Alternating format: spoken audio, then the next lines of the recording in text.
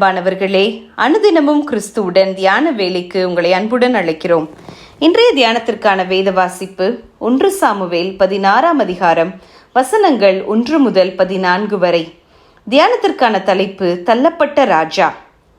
அவர் காலங்களையும் சமயங்களையும் மாற்றுகிறவர், ராஜாக்களை தள்ளி ராஜாக்களை ஏற்படுத்துகிறவர். தானியேல் 2:21. ஒரு காட்சியகத்திற்குள் சென்ற ஒருவர் ஒரு அழகான சித்திரத்தை ஆர்வமாக பார்த்து கொண்டு நின்றார். பின்னர் பிரஸ்ஸை எடுத்து அதிலே பல மாற்றங்களை செய்தார். அது வேறு வடிவம் கொண்டு மேலும் அழகாக காட்சியளித்தது. இந்த சித்திரத்தை தொடுவதற்கு உனக்கு யார் அனுமதி தந்தது என்று மேற்பார்வையாளர் கோபத்தில் குதித்தார். அதற்கு இவர் மிகவும் அடக்கமாக, இந்த சித்திரத்தை உருவாக்கினதே நான் தான் என்றார். அவரோ வாயடைத்து போனார். சவுலை தெரிந்து கொண்டு ராஜாவாக அபிஷேகம் பண்ணுவித்தவர் கர்த்தர். சகல காரியங்களிலும் சாமுவேலை கொண்டு வழிநடத்தியவரும் கர்த்தர். ஆனால் சவுல் செய்த தவறு என்ன? அது விபச்சாரமோ கொலையோ கொள்ளையோ அல்ல.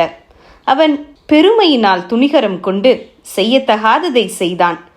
இதனாலே தான் தள்ளுண்டான், தனது ராஜ மகுடத்தை இழந்தான். இதன் பின்னரே கர்த்தர் தாவீது என்ற வாலிபனை ராஜாவாக அபிஷேகம் பண்ண சாமுவேலை அனுப்புகிறார்.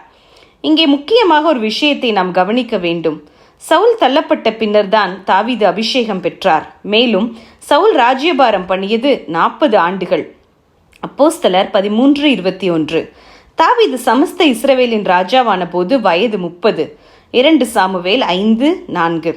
ஆக கணக்கிட்டு பார்த்தால் சவுல் ராஜாவாகும் போது தாவீது பிறந்திருக்கவே வாய்ப்பில்லை.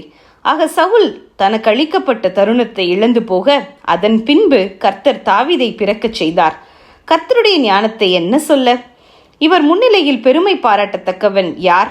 பெருமையினால் சவுல் மகுடத்தை இழந்தான், தாவீது அதை பெற்றான். அன்பானவர்களே, நாமும் மகுடத்தை இழக்கப் போகிறோமா அல்லது ஜெயம் கொண்டு ஆண்டவரோடு கூட உட்காரப் போகிறோமா? தானியேல் கூறியபடி ராஜாக்களை தள்ளி ராஜாக்களை ஏற்படுத்துகிற இவர் யார்? ஆம், இவரே இந்த பிரபஞ்சத்தின் படைப்பாளர். ஆகையால் தற்பெருமையை ஒழித்து விடுவோம். பெருமைப்பட நம்மிடம் என்னதான் இருக்கிறது?